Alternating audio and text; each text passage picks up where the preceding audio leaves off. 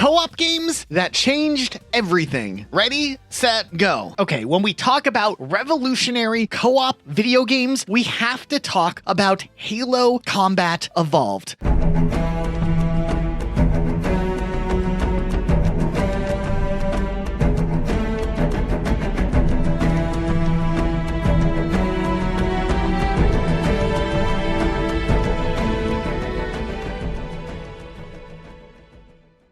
Halo Combat Evolved was a pretty big deal when it released with the Xbox in 2001. Sure, the multiplayer was pretty cool. People brought their Xboxes over to friends' houses to do LAN stuff. And it was like a sci-fi shooter game with space stuff. Awesome. But the fact that this game let two friends play through the story together at the same time, that was pretty cool. Not something that was very common back then. I mean, it wasn't the first game to do it, but it was the first game to do it this well, where the experience of doing the game with your friend was kind of better than the experience of playing the game by yourself. It was like the Warthog was created specifically with co-op in mind, if you think about it. Like, one person drives, one person shoots. It's a match made in heaven. And then if you have a random Marine or something, I guess he can ride shotgun. What do I care? Split screen in Halo was a staple of the series. It was a part of Halo's identity. Halo 2 had it, they brought it back. Halo 3 had it, you got to play as the Arbiter. And they added 4-player co-op. I mean, sure, one person was Master Chief, one person was the Arbiter, two people were these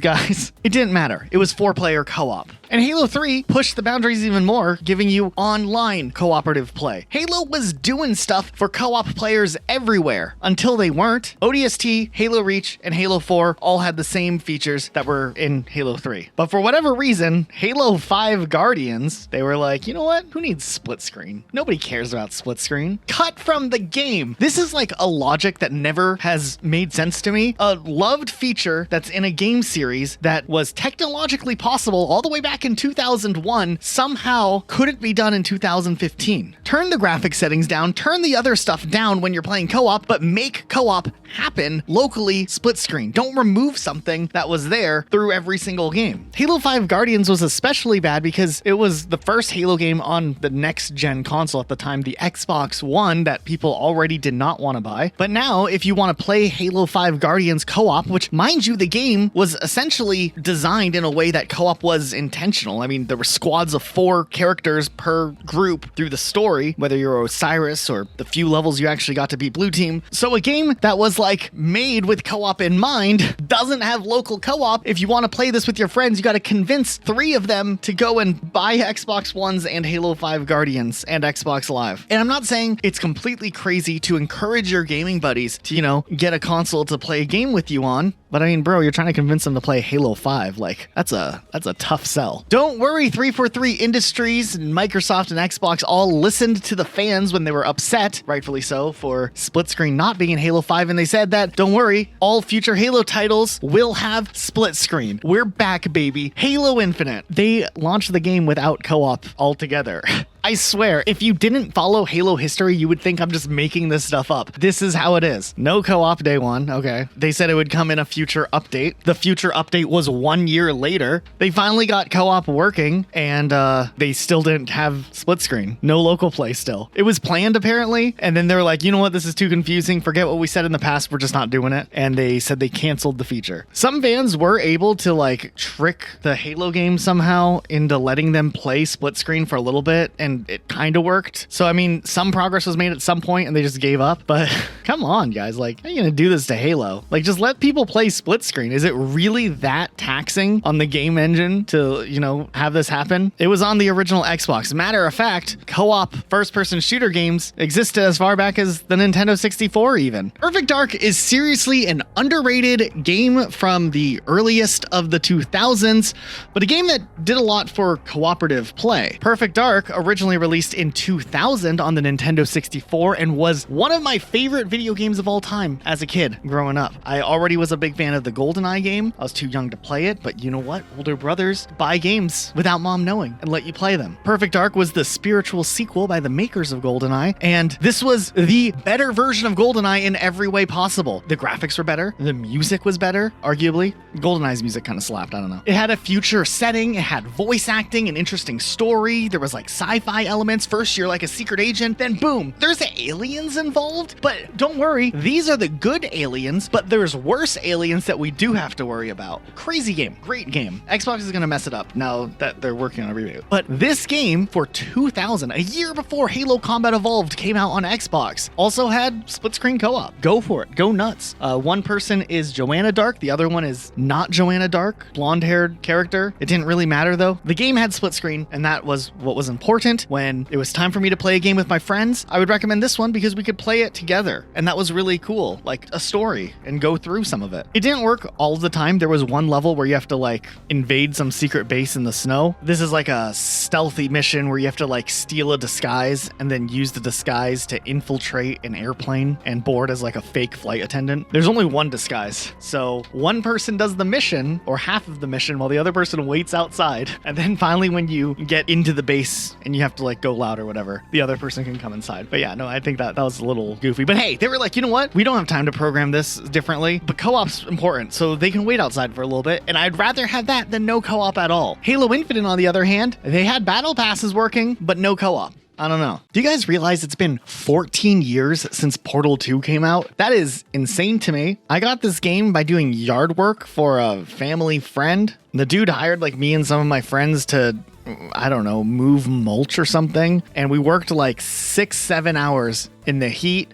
The last couple of hours, I think he just wanted us to rake the forest. He just took us out to the woods in their backyard and was like, hey, if you see any like twigs on the ground, pick them up. It was a forest. Like there were twigs everywhere. I don't know what he expected. We made no progress. But at the end of the day, I got paid $50, which that and $15 I already had, I was able to buy Portal 2. And up until recently, there hasn't been a cooperative game that has hit the same way that Portal 2 did. Like, Portal 2 came out, was revolutionary for co-op games everywhere, then nothing ever came out again until, like, Hazelight, which we'll talk about in a minute. And this was really cool. I mean, they took the whole thing with the portal mechanic from the first game, which was neat in itself, but they're like, what if you had to solve puzzles with a friend? And they just opened up, like, a whole new realm of possibilities. And they're actually relatively challenging, even if you're an experienced Portal player who played through the whole story and did the single player stuff, there's a decent amount of stuff that you could do cooperatively. And that was really, really cool. I mean, like, if you looked up a couple of years ago, best co-op games to play with a friend, Portal 2 would usually be up there at the top of the list, just because the experience held up so well over the years and still holds up really well to this day. So yeah, kudos to Valve back when they made games. They did a pretty good job with this one.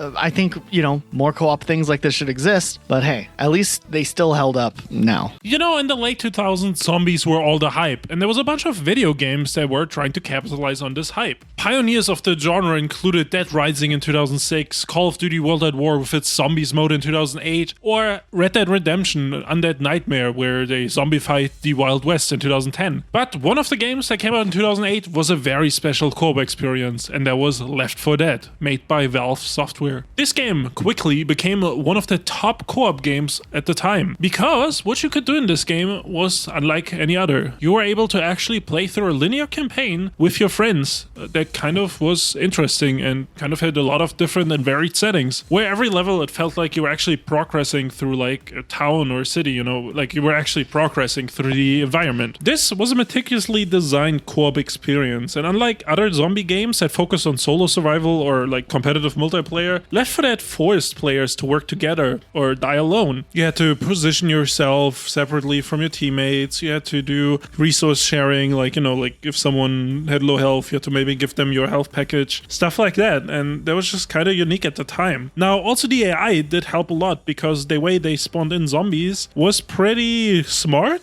And I think every time you played, it was like a slightly different variable on how the zombies spawn, and especially what special zombies spawn every time, which also gave the game a ton of replay value. With all these variables like enemy spawns, item placements, and even pacing based on the player performance, they would ensure that no two playthroughs were the same. And the game itself was also pretty simple when you break it down. It didn't rely on complex mechanics or bloated progression system. It was just an experience that was purely fueled on the adrenaline of the situations you were put in with your friends. You had to play together with your teammates, you had to revive them if they're down. If a tank showed up, you had to kind of work around that. Or if like someone was pinned down by a hunter, you had to help them. You know, stuff like that just made for a very cool and co-op focused experience. Now, just a year later in 2009, Left 4 Dead 2 came out, which was the sequel to this game. And this game expanded the formula even more. There was new weapons, melee combat, and additional special effects that were introduced, which solidified the whole franchise as the gold standard for co-op shooters, in my opinion, at least at the time. And despite the games being over 15 years old now, it still has a massive community, and the game still remains beloved. As I'm recording this, there's 26,000 players on Left 4 Dead 2 on Steam alone right now, which for a game from 2009 is a pretty insane number if you ask me. Not many games from that time can claim this. Now obviously, despite its massive popularity, Left 4 Dead 3 never happened, and people have been longing for a third installment, and there was kind of a gap in the co-op market. And there's a couple games that try to fill it over the years. You know, the most recent one that comes to mind is Back 4 Blood in 2021, developed by some of the original creators of Left 4 Dead. But even they couldn't quite recapture the magic that they produced in 2008 and 2009. So I think Left 4 Dead 1 and Left 4 Dead 2 especially stand as some of the greatest co-op games of our time. Now, I will say this, the 2010s, anything after Portal 2, Left 4 Dead, you know, these banger games, it definitely felt like co-op was kind of a feature that was getting put on the back burner quite a bit. I mean, we talked about Halo 5 already, and like, what'd they do with local co-op? So in an era where it felt like co-op was being less and less emphasized across video games all around, I mean, Call of Duty introduced co-op in World at War, they took it away in all future games until Black Ops 3 randomly, and then it went away again, and that was gone. The games that were trying co-op were usually kind of just like, I don't know. Co-op really isn't that important of a thing. We fortunately enough came into a renaissance of cooperative games starting to become popular again towards the end of the 2010s into the 2020s. Enter Haze Light Studios. Do they call themselves studios?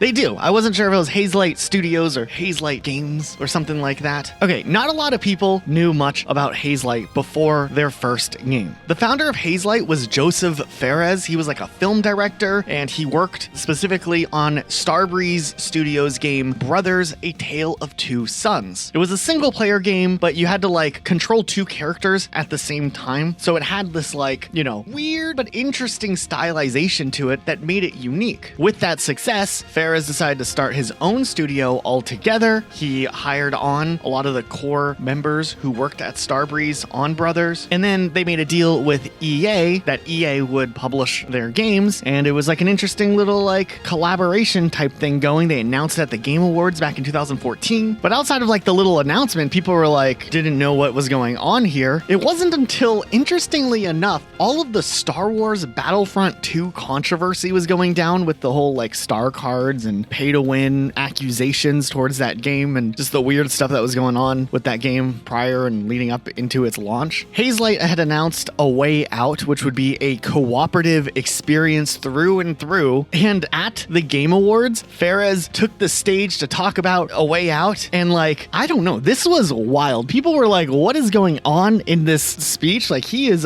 he crashing out? Like what is this? Take a look at this clip. If the whole world tell me your game is shit, I'll tell them, no, it's not. And to be honest with you, they're getting, because it's nice to hate EA, blah, blah, I don't care about that shit. What I'm saying is this, all publishers fuck up sometimes, you know? Yeah. You know how proud I am to be in this industry? You flew a long way, I know you did. It's fun. All right, Joseph Fares. I love this, come on, let's go, yeah. I remember people discussing this after this happened, and there was speculation he was on drugs. There was speculation that he was going to lose his deal with EA, that there's no way this guy is like serious in the game industry. But here's the thing. When A Way Out came out, it actually did really well. A Way Out was an awesome game. You're essentially playing as two prisoners who want to break out of prison. I mean, it's a pretty simple premise, but the story is actually really interesting. There's character development. There's interesting gameplay that's asymmetrical, but also like unique in how every experience kind of makes you play with whoever your partner is. And this game requires cooperative play. You can't play this game by yourself. You need to have someone else to play it with. And split screen is always on, whether you're playing online or locally, because you want to know what the other person is doing. And the way that the whole like split screen works and all of that is dynamic based on what's happening on the screen. Sometimes you share a screen, sometimes it's split the other way. But Hazelight did something really interesting. You see, if you bought a way out, you just had to buy one copy of the game. Then your friend could download the friend pass of the game, which was free. And as long as one person had the game, both people could play together, which was really, really cool. I mean, no other game studio had done that pretty much. I mean, sure, were they risking things by giving away a game for free for essentially half of the player base? Yeah, but it proved to be beneficial because it made the game infinitely more accessible. Some people criticized A Way Out. I don't understand the criticism. I thought it was a lot of fun. There were a lot of homages to so many different excellent movies, and sure, the story might have been a little wild at some points, but like it kept things interesting and moving along the whole time. There were a lot of like goofy side things you could do, little mini games. Like my wife and I played through this game, and back in the day, my wife had barely any experience with video games, and like, I don't know, I just remember us playing baseball in a trailer park in this game, and it's just like, what are we doing here? Like, this is such a unique game experience. And this game marked the beginning of like a resurgence in co-op. It showed that co-op games, once again, can be taken seriously and can be successful. If you haven't played A Way Out, I still strongly recommend it. I think it's a great game experience. It's surprisingly long. Like, you would think a game like this would be like, what, 2 hours long? It's like 6 to 8 hours long.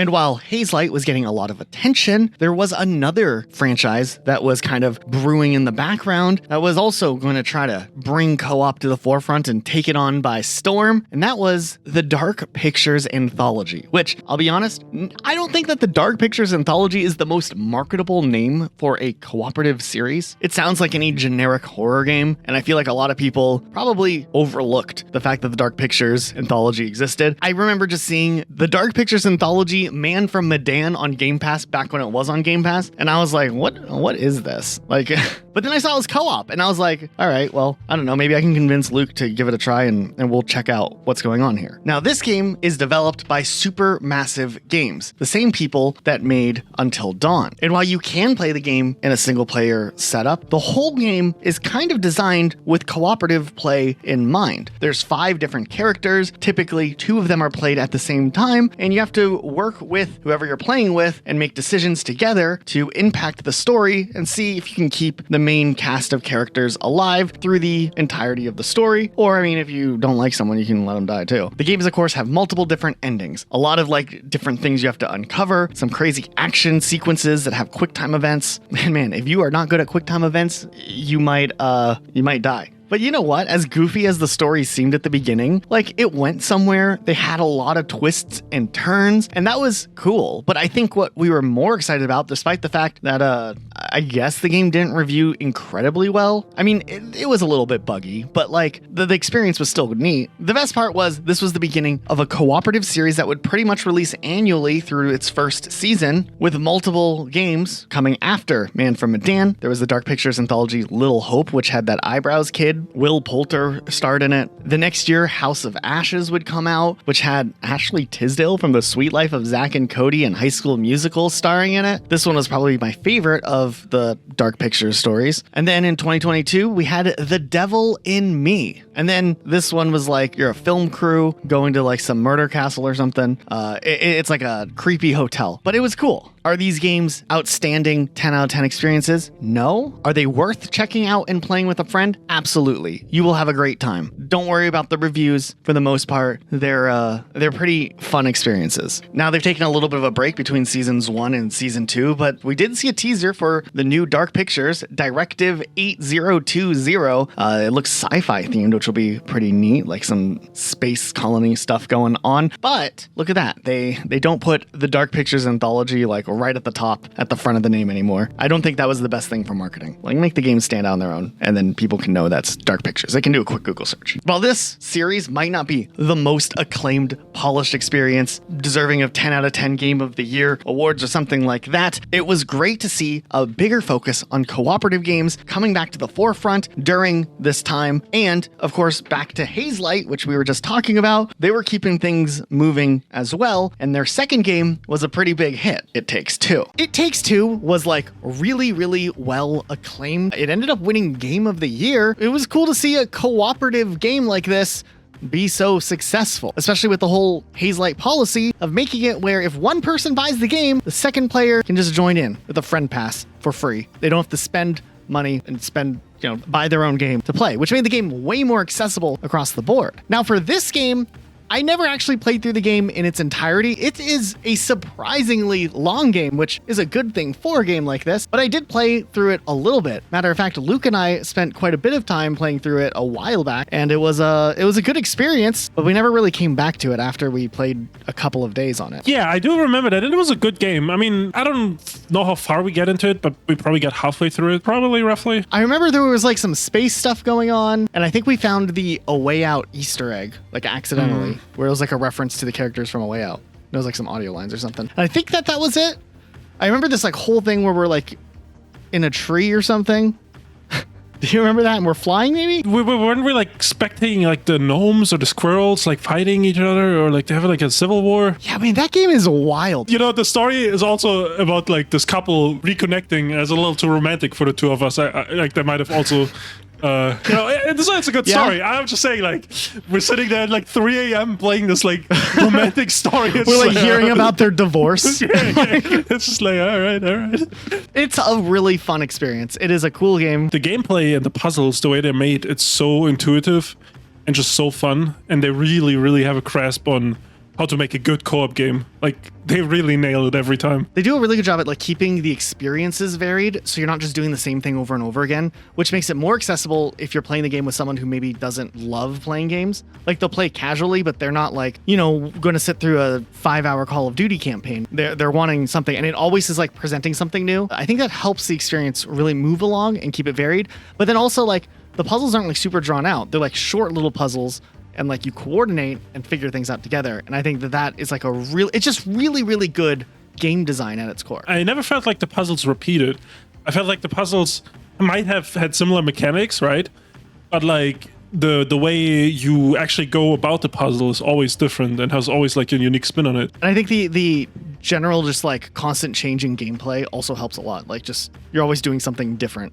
It's not just like the same thing over and over again. And then, of course, with Haze Light, more recently, Splitfiction came out, the third game in their cooperative game experiences that they've released so far, sticking with the same formula. You buy one game, you get the friend pass, you get to play it together, and it's a story that you can play. And there's so much variety in the gameplay that really does lean into why this series has become so successful. Or I guess it's not a game series, just this game developer style that they've done for all of their games to keep themselves standing out, but also like definitely leaning into a niche that is really heavily wanted out there. I unfortunately haven't gotten a chance to play Splitfiction yet, but apparently it's doing very well. Reviews have been great. In the first 2 days of release, it like passed 2 million units sold. So that's great to hear. I'm glad to see cooperative games that are doing things even with the friend pass setup still seeing success, because then that only means more game studios out there will realize that like, yeah, cooperative gameplay is a big deal. And like the big higher ups who make decisions as to what features are greenlit for development and which ones aren't greenlit for development will see that like, yeah, having cooperative play adds a lot of value to your game. So if your developers want to put co-op in, maybe let them put co-op in. Because I'm pretty sure like the regular game developer who's like super passionate about their project would love to have co-op in their games. And it's like the higher ups who are like having to pick and choose, should we put microtransactions in this game? Should we put a battle pass in Assassin's Creed games? Assassin's Creed Shadows isn't a bad game. I actually enjoy it. I'm just pointing out the whole like feature thing. I think people would have rather had a co-op experience than a battle pass. Nonetheless, I'm getting off track here. I hope this leads to more games having co-op in the future. I mean, hey, we can look at like Far Cry, take it or leave it, but at least Far Cry started to implement a real co-op mode, starting with Far Cry 5. I didn't care for Far Cry 6. I played like an hour and a half with Luke once, and we never went back to the game. But hey, it was co-op. In the early 2000s, with GTA 3, Vice City, and San Andreas, Rockstar set a new standard for open-world crime games at the time. Now, after releasing those 3 games in a relatively short amount of time, they would take 4 years to get the next GTA 4, out the door. So after they closed out the early 2000s with GTA San Andreas in 2004, there wouldn't be a new GTA for 4 years, or at least not a mainline one. This would leave a massive gap in the market, and a new franchise emerged trying to capitalize on this gap. And this franchise would be known as Saints Row. While GTA was mostly focused on satire and cinematic storytelling, Saints Saints Row doubled down on everything that GTA did, basically. They weren't trying to just be a GTA clone, they were trying to be the alternative to players who wanted more chaos, less realism, and an open world where they can run around even more freely than in GTA. While still being a story based on crime and thugs and gangsters and stuff like that, the game never took itself serious. There was just stuff Saints Row offered at the time that GTA didn't have yet, and there was like the character customization and, you know, the territory control and the gang warfare stuff, while also offering a lot more over-the-top, like, cartoony violence that GTA just didn't do. Now what's interesting is that Saints Row 1 released in 2006, but in 2005 they already started working on Saints Row 2, which would release in 2008 and would directly compete with GTA 4. Obviously it would release a couple months before GTA 4, but they released in the same year, so they were directly competing, obviously. Now with Saints Row 2, they had to take it even more over the top, and they had to add even more features that GTA had never explored, and that feature was co-op. Now a lot of you might remember that GTA San Andreas had a weird co-op mode where you play as the girlfriend, but that was so bad. I don't even want to call it a co-op mode. That was just like straight garbage. Nonetheless, Saints Row in 2008 would add a co-op mode where you could play together through the full campaign and explore the city together, do all the missions together, do everything together, which was a really cool selling point at the time because GTA didn't give you this opportunity. Even GTA 4 had a bare bones multiplayer that wasn't quite the same thing as a full-fledged campaign where you could play with your friend. And they would keep doing this, and co-op became a staple of the Saints Row games. Now obviously Saints Row has fallen off hugely nowadays, but Saints Row 3 and Saints Row 4 were still great co-op games, and they're still a lot of fun. Obviously eventually this whole going over the top more and more, you know, would kind of back them into a corner, and after you do like aliens and space travel and go into hell, what else are you supposed to do, right? So they had to reboot the franchise, and that reboot was just a straight up disaster. The company even closed down after it. But Saints Row 2, 3, and 4 are great co-op experiences that still to this day make it stand out from GTA. It is something that GTA had never done, and it's something we can maybe hope for GTA 6 where we get a co-op campaign. You know, that's just my speculation with there being 2 characters in the trailer, but my speculation is more based on my hopes and wishes than anything. So until Rockstar decides to make a co-op campaign, Saints Row 2, 3, and 4 are still the best way to experience a GTA style game with a co-op campaign. Another very co-op focused series was definitely Gears of War, and we can't go without giving it at least a little mention here. But the first Gears of War game had 2-player co-op, and then the second game would also bring back the 2-player co-op. But the third game would actually expand on this and introduce a 4-player campaign co-op, which was even better. Now the Gears of War trilogy back in the day was obviously very action-packed and over the top, and it was really fun to just go around and shoot some locusts. I have very fond memories of beating the Gears of War games, even beating them on the hardest difficulty on co-op mode, I think, some of them at least.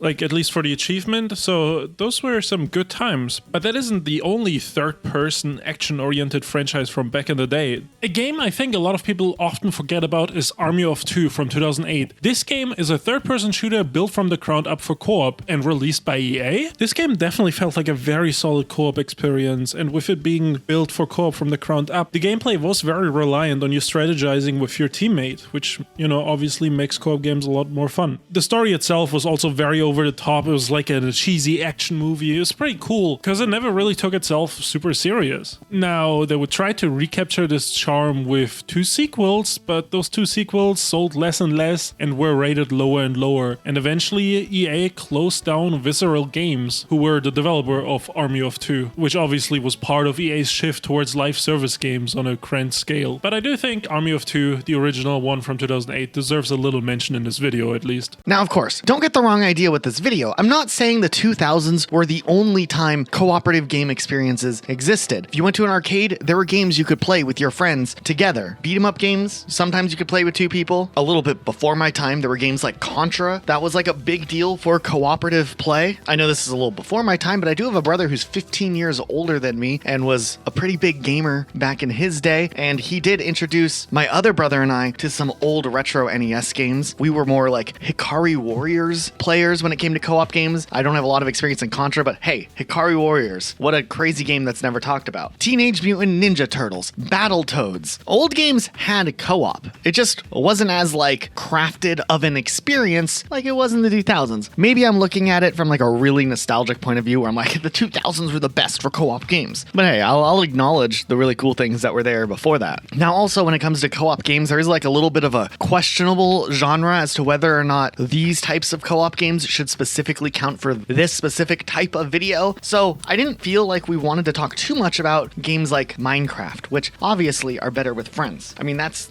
no surprise. It's not really a story game. I mean, it is cooperative, like you do cooperate with the other players. I didn't know if we should talk about games like this, Stardew Valley, and so on. Great games, but I'm just not the focus for this specific topic. But then again, sometimes games that don't have stories can like really be a cooperative type game. I mean, look at Lethal Company. That game blew up in popularity in the last year, and man, have Luke and I spent a lot of time playing that. And yeah, Elijah is right. We spent a ton of hours on this game. I have over 100 hours locked on Steam, and not many games get my attention for that long. And even now, every day, I crave a little bit of Lethal Company with the boys. Now, if you don't know about Lethal Company, let me give you the rundown. This was a small indie game that came out in 2023 and was one of the most viral co-op experiences in years. This game focused on co-op and horror, with an art style that also, while simple, complemented the way they were trying to make you feel scared. The premise of this game is simple. You're part of this space crew who are going to different planets to collect scrap, and you land on these planets and then you go inside these dungeons or these facilities, factories, whatever you want to call them. Now, all these levels are generated each time you land on a planet, and once you land, you slowly make your way inside, and usually on the way inside, you don't discover anything too out of the ordinary. But once you're inside, eventually all hell starts breaking loose. Different monsters start spawning left and right, and you have to avoid them while still trying to fill your quota for the scrap. Because if you don't get enough scrap for the company in a certain amount of time, you get fired. And by fired, I mean shot out to space to your death. So you really want to hit that quota. Now, the best way to experience this game is with the in-game voice chat, and this is a big part why this game is so great. This game has proximity voice chat, so if you walk away from someone, they can't hear you. And then if you die, you can spectate them and you can hear them, but they still can't hear you. So throughout the whole process, you have no idea who's alive, who's dead. You just know if someone is around you or not. There's even a huge modding community that enhances the game's experience even more. And at times, we would play with like 50 or 60 different mods on just because they were so much fun. And I can probably go on and on about how great this game is, but I have some clips saved from the last 2 years of us playing this game, so I'm just gonna play some here so you can get a feel for what the game is all about and how much fun it is. And if you don't want to watch it, you can skip to the next chapter. There'll be chapters. I hear the breathing again of the monster, the granny.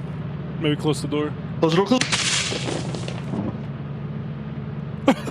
Oh, what the f- Oh, shooter got me.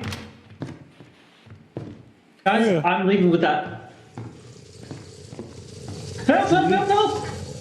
Wait, you just trying to leave without us and now you want help? Until it starts actually winding, we're not in real danger. Damn, it starts raining itself! Get the f- Oh, there's a mod. If you go over here and you make the jump, there's like a lot of stuff to go to still, but I don't know. It's kind of risky. I got a laser pointer.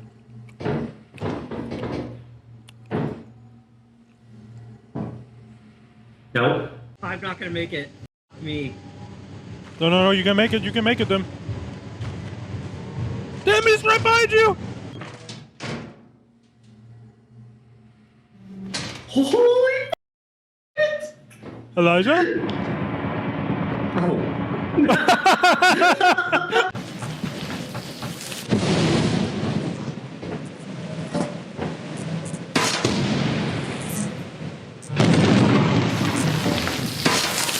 They probably don't need. Oh, Luke just got shocked. I should just go.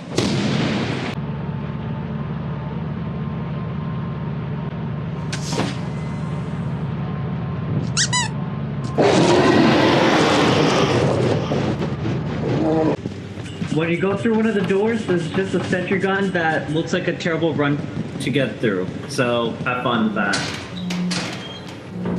I wasn't listening. Yeah, some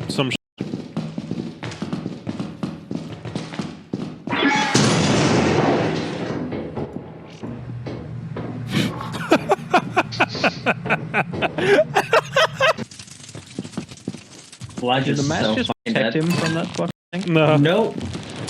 He just missed it. Oh my god! Oh, fuck me. Sometimes when I look back at the late 2000s or even the 2000s in general, I think about them as the golden age for co-op games. There was a ton of games that released that would have a co-op mode as one of their selling points. You could play with your friends, which is something I think game developers nowadays kind of neglect. Like, I don't know, I feel like a co-op game mode or, a co-op campaign is an easy slam dunk to sell a lot of games. Now, a lot of these experiences from the golden age of, co-op games, as I called them just like a couple seconds ago, were very action focused, like Gears of War or Left 4 Dead, stuff like that. But there was some co-op experience that were more chill and weren't as intense of an experience. And one that a lot of players remember fondly was Little Big Planet for the PlayStation 3. Released in 2008, this game was about creating, sharing, and, laughing with your friends. It was a silly little platformer that put a lot of emphasis on creativity. But when it came to co-op, up to 4 players could jump into the same level and they could work together to solve puzzles, they could pull each other, find hidden areas, or even, sabotage each other if that's what they wanted to do. Who doesn't enjoy a little bit of trolling? All the campaign levels were designed with co-op in mind, which made them a great experience with your friends. And also, if you wanted to make your own level, this game did have a level editor where you can build your own world and share them online. And you could even collaborate with friends on designing like the obstacle courses or mini games or whatever you wanted to design in this sandbox. And this is something that I'm a big fan of. Like, Halo had the Forge mode and you could forge with your friends, which was a lot of fun. Obviously, the sequel expanded on all these experiences a little more and refined some mechanics, and you had more possibilities to create. And by the third one, people were a little bit over Little Big Planet. I guess they didn't innovate enough at the time, and the franchise went on a long hiatus before returning a couple years ago. The first Little Big Planet was definitely special when it came to co-op, and there isn't many games I can think of that capture the same essence. One that kind of comes to mind is Humans Fall Flat. More recently, I played that one with Elijah a lot, and that one also was kind of wacky, and you had to work with your friends and stuff like that. There was a lot of puzzles. That game kind of reminded me of the original Little Big Planet, but Little Big Planet had its own charm back in the day, and that's why it's on this list. Do you guys remember how cool Super Smash Bros. Brawl was? I mean, I don't know. I'm biased because I was like a 13-year-old, I think, when Brawl came out. Maybe I was 12. I don't remember. Nonetheless, the game had Subspace Emissary, essentially a campaign mode for Super Smash Bros. And not like the little like board game type thing they do nowadays in Smash Ultimate. This was like a full-fledged campaign that had like CGI cutscenes and like a story. I mean, nobody talked in the story, but it was a story. It was cool. I mean, I remember there being criticism about it, and I thought it was so dumb because it was like, this is something that like you can do. And then, even better, it was all co-op. So you could like run through this side-scrolling game that also had these fighting moments, and it was just like an infinitely better evolution from the adventure mode from Smash Bros. Melee, and I just remember really liking it. I also remember when Smash 4 for the Wii U was in development, they like made a statement or something that they weren't going to be doing like the cutscenes in the game because with Subspace Emissary back in the day, too many people uploaded the cutscenes onto YouTube or would watch them on YouTube, that they were just like, hey, what's the point of doing this? Because like, you're not going to play to see the cutscenes, you're just going to watch them on YouTube, so we're just not going to do it. What?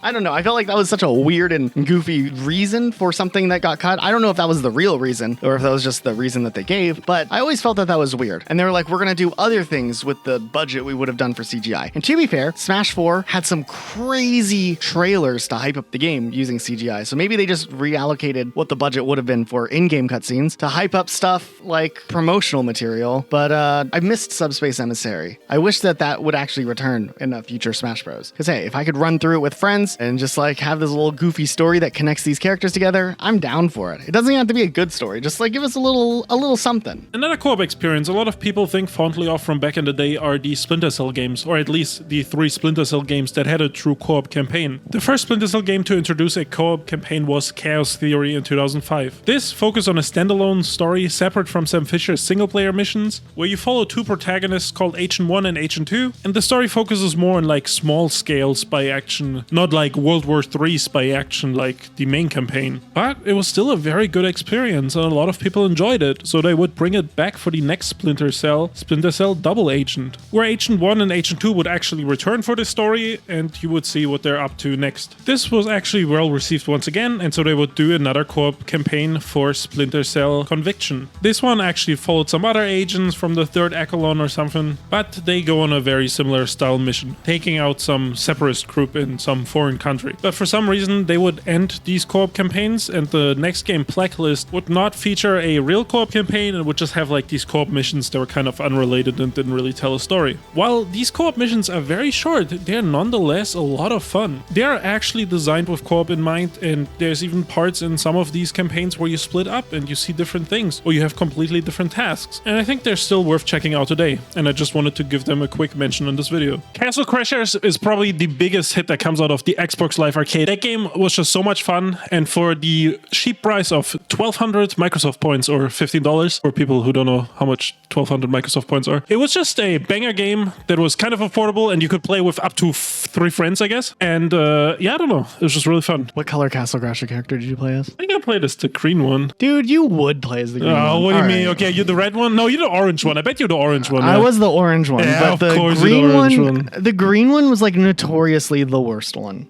Yeah, I just like challenging myself, you know what I mean? Did you ever beat Castle Crashers?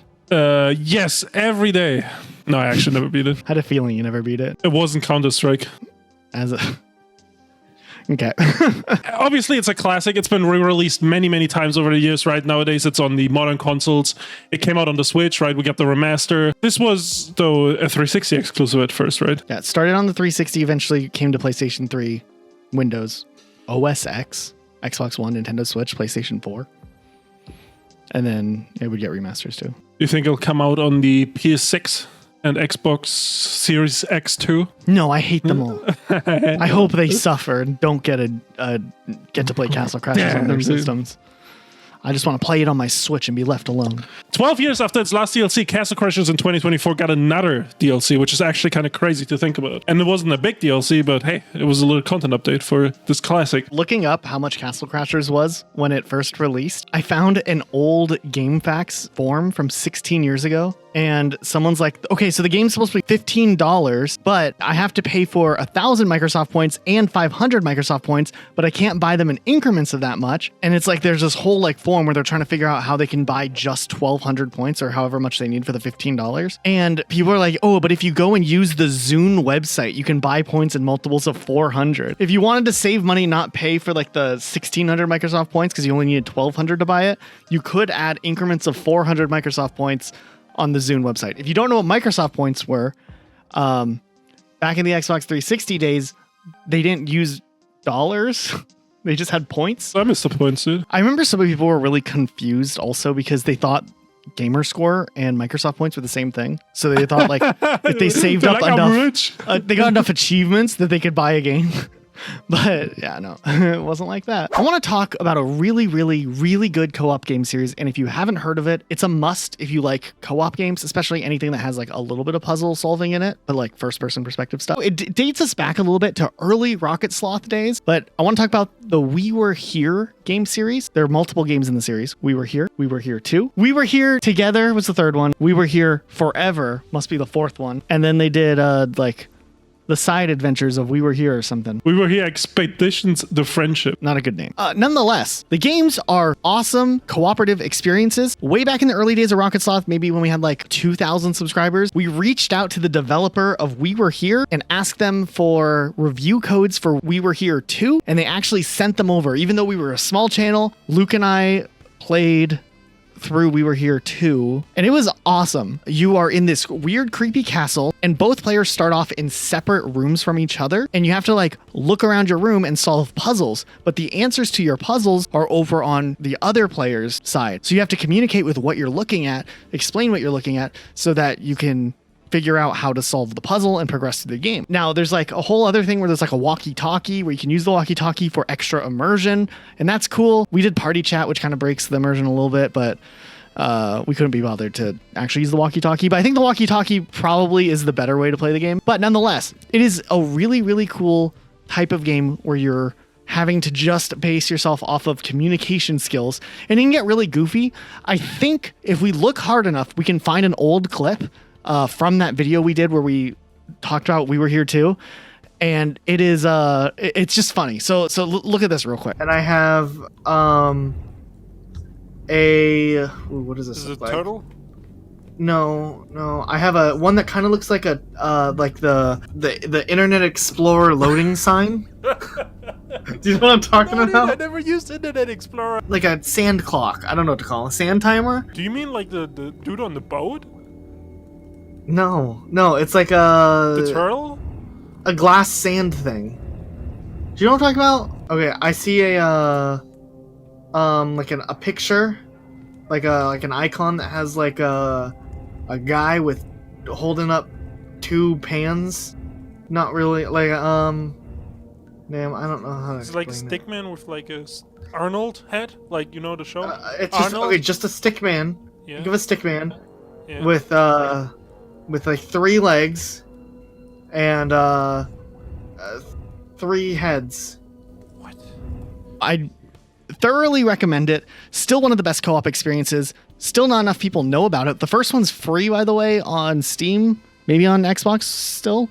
Was it free, right? Yeah, the first one was free, and the other ones are really cheap too. It's not like they're. I think the ones you pay for are like $4 or something. Oh, have they gone down in price that much? They at least go on sale regularly for that price. I've seen them on sale. Usually you can pick them up on a sale really cheap. Maybe they're $10 by default or something. Definitely a must. It could be really funny. It could be really tense. Some parts are a little spooky.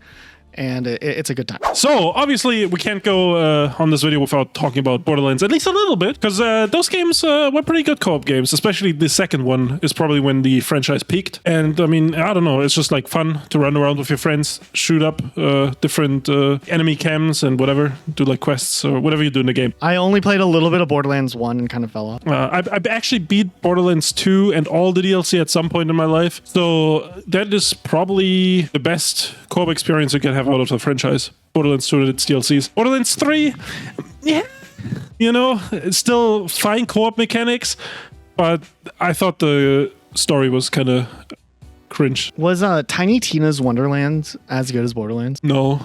And there was a Borderlands 2 DLC that is the premise of Tiny Tina Wonderland that was good because it was just a short DLC and not a stretched out full game. Yeah. Gotcha. So I think they kind of dropped the ball, but we'll see what Borderlands 4 brings. You ever seen people joke about that? There's gotta be like the Hawk Tour gun in Borderlands and like some like cringe jokes like that. I bet you're not too far off. There's going to be some cringe in Borderlands 3, 4, 5, 4, whatever game number we're in. 4. 4, but it's the 5th one, right? Because there's Technically. Borderlands 2, the pre-sequel, 3, Yeah.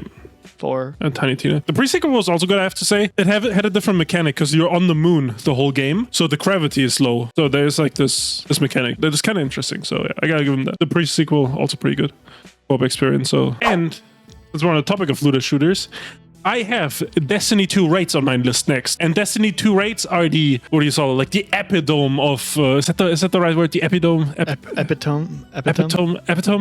epitome of like raid experience that are actually like fun with friends, where you don't just like stand there and you tank or shoot or do damage, because in the Destiny 2 raids you actually gotta get off your ass and do some It's true. I know Destiny has been in a bad spot for a long time, but the raids are such a good experience. Like, I wish there were more games that had that as like a main core thing. Like the fact that there are these like very challenging puzzle-like missions where everybody has to pull their own weight and do stuff. Those types of co-op experiences, there's not enough of. When they're done right, it can be really, really cool. Not that this should count for best co-op games video, but similarly to Destiny raids, Grand Theft Auto's first heist that they added for GTA Online, very similar type of experience. It's like 4 people, each person has their own role.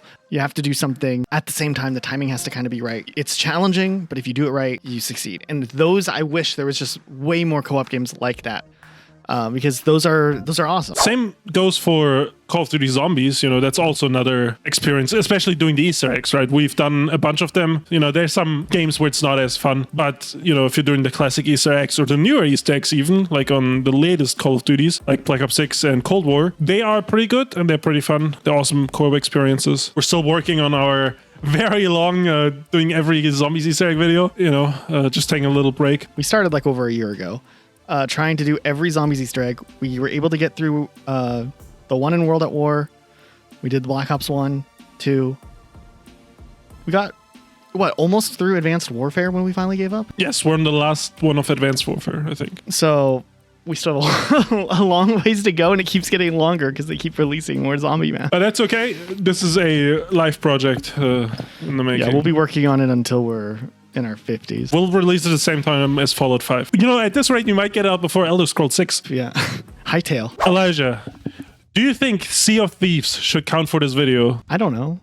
I mean, Sea of Thieves is such a good and bad experience at the same time, but it does have the cooperative feeling to it done well. I like the fact that Sea of Thieves has things work better when you do them together with friends, especially like in tandem, like one person drive the boat, one person adjusts the sails, or multiple people adjusting the sails. Someone's like bucketing water out of the ship. You know, you shift roles, you communicate, you do that. The better you communicate, the better, you know, chance you have at surviving. Just the rest of Sea of Thieves has always felt very unpolished, that it can be really, really frustrating at times. And a lot of the updates I don't necessarily agree with, and hit detection still an issue.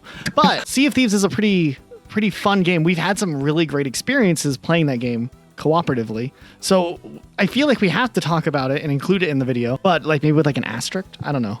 Like, it's good, but it's a great co-op game. We need more games like that that are accessible to people who maybe aren't gamers. Cool and unique way. It's like you don't have to be good at FPS games to be good at Sea of Thieves. You have to be able to like look at a compass and communicate or read a map and figure out like the riddle and all that. Like that stuff's really cool. I wish there was more games like that too. It can get very tiring the longer you play, you know, or depending on what kind of server you get on. If you keep getting sunk by other people, they're just better than you. That can be a little frustrating. And I also don't like that they like made it where new players can play in a private server by themselves. I think that defeats the whole purpose of a pirate game, but I digress. Speaking of games that we're not sure whether or not we should include in this list, Baldurs Gate 3. I feel like that's a game that a lot of people really, really like, and it's cool that that game is co-op. For the life of us, Luke and I have tried multiple times to get into the game, and we can never get further than like 2.5 hours in before we lose all interest. I feel like if we pushed to like the 5-6 hour mark, we'd probably really start to enjoy ourselves. But that like in between, just from starting off and getting started, every time we've tried to start, it has fallen off. I wish there were more RPG type games that had co-op built into it. We did try playing a little bit with one of our friends, but he kept making these decisions that would contradict the decisions that I was trying to do. He like reverted one time because he didn't like one of the decisions, and he didn't like that I took the armor off of our 4th NPC character that wasn't controlled by a real person. So then he took the armor off of me, and I got triggered, and I was just like, yeah, whatever, I don't care anymore. How much sleep did you lose over this? I really wanted to wear the clothes that our 4th party member had. And our 4th party member, we were just 3 of us playing the game. Our 4th party member wasn't a real person. So I went to the inventory and took the gear and put it on my own character. And then 5 minutes later, our friend took my gear off and put it back to the other party member and gave me my old gear. And I was just like, man, this isn't working. The gear isn't for your class. Wasn't for your class. I just wanted to wear it. It just looked cool. Okay. Well, I think why we never get back to it is because you don't like these types of games, and I don't like playing them on Xbox. I think I could like the game. Remember, I made that whole decision that got that kid killed, and then we reset for whatever reason, and then our friend went and changed the decision so that the kid got saved. And I was like, yo, I made it where the kid died. Like, that was cool. Now what are we doing? Why are we here? Also, remember the other time we played and we attacked like the people in the town, and then they just like all turned on us and one-shot us? Yeah, that might have been the same time. No, that was a different time, I think. Was it? That was the first time. Same town, but different times. I wanted to do a quick section about games that have some of the worst co-op, because when else are we going to get to talk about games that have bad co-op? Co-op games that changed nothing. You know, I am a Nintendo fanboy, but Nintendo doesn't do co-op very well most of the time. I mean, there's probably some games that have good co-op, but like then you have games like Mario Galaxy where one person gets to be a cursor pointing their little thing at the screen trying to pick up gems, or in Mario Odyssey you get to be the hat. Who cares? It's the same thing. Like they do these like half-baked co-op modes where player 2 gets to pretend to play pretty much, but there's like a main player who controls everything else. Luigi's Mansion, you get to play as Gooigi 3 hours into the game. You have to watch your other friend play solo for 3 hours before you get to join. Pokemon Let's Go Eevee. But yeah, Pokemon Let's Go Pikachu and Let's Go Eevee had co-op, and it just lets you play the whole game on very easy mode because you get 2 Pokemon out and the trainers have 1 Pokemon, so you get to just essentially steamroll everything. But you don't get your own Pokemon. You have to share the Pokemon with your co-op partner. Animal Crossing, true co-op mode, if you're playing at the same time, one player literally can just use tools and can't leave the screen.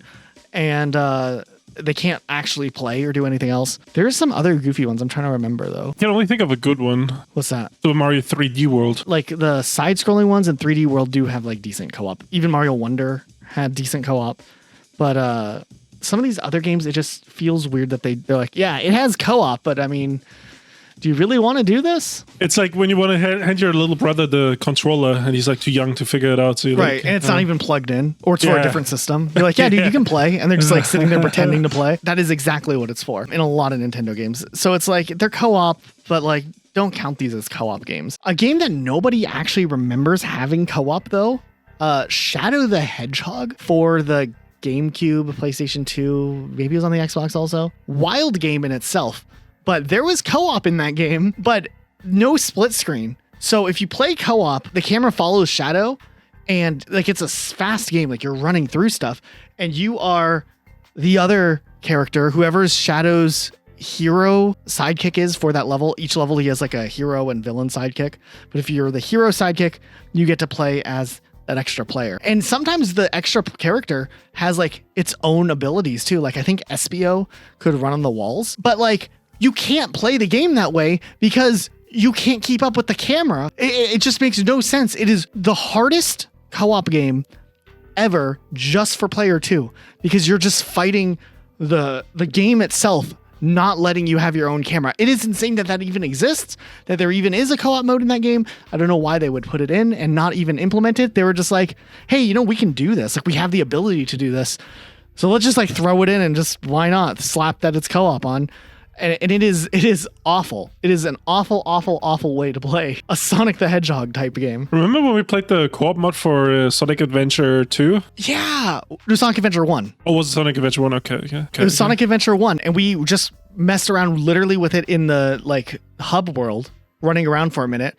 And we were like, this is also awful. It was just like Shadow the Hedgehog, except the mod for Sonic Adventure that lets you do co-op.